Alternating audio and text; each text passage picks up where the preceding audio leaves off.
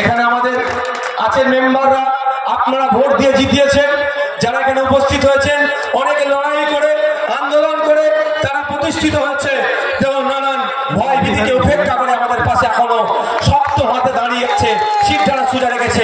আমরা এইরকম মানুষকে চাই, আমরা সিদ্দিকুল্লাহ চৌধুরী, আমরা ওরকম ফিরাদ হাকিম, আমরা ওরকম বীরবাহা হাসদা, আমরা এরকম সুকুমার মাহাতো, আমরা ওইসব চাই না।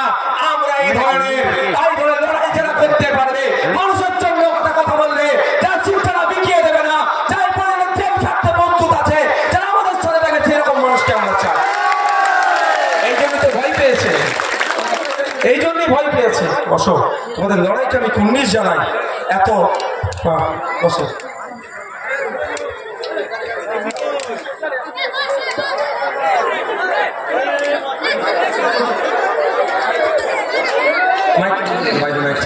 আমরা এই ধরনের মানুষকে চাই।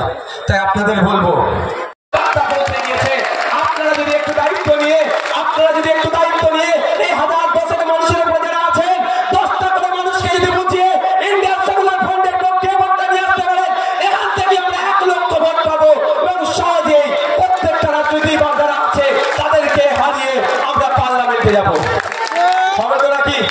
মায়েরা কলকাতায় যখন যাবেন, মায়েরা যখন বিভিন্ন কাজে থাকবেন, বাড়িতে বাড়িতে গিয়ে অন্যান্য মায়েরা যারা আজকে এখানে এসে উপস্থিত হতে পারেনি তাদেরকে খামচিতে ভোট দেওয়ার জন্য উৎসাহিত করবেন তো নাকি? মায়েরা করবেন তো? বাপেরা যারা আছে সকলে এখানে উপস্থিত হতে পারেনি, ব্যবসা বাণিজ্য আছে, দিন আনে দিন খায়, কেউ যিনি প্রার্থী আছেন এই ধরনের অভিযোগ আমাদের কোনো সাধারণ মানুষের কাছে নাই যে জনগণের টাকা নাকি ছেড়ে দিয়েছে। আমাদের মানুষেরা সকালে উঠে মাঠে যায়, সন্ধ্যায় মাঠ থেকে ফিরে, সকালে উঠে ভ্যান নিয়ে বাজারে যায়, সারাদিন খেটে সন্ধ্যায় ফিরে। আমরা অর্থনৈতিকভাবে দুর্বল হলেও আমাদের মনে কোনো পাপ নাই, আমাদের মনটা পরিষ্কার আছে।